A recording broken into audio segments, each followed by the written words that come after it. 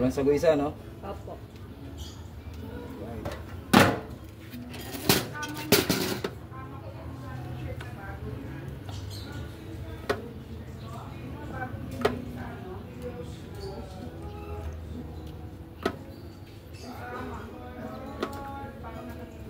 Ang init ng taho.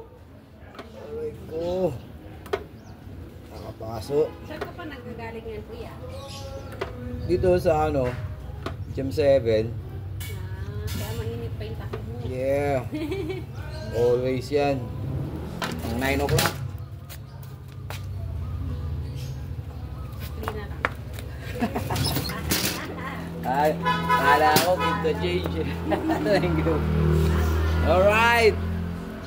Taho. Halloween na Halloween yung gate, oh.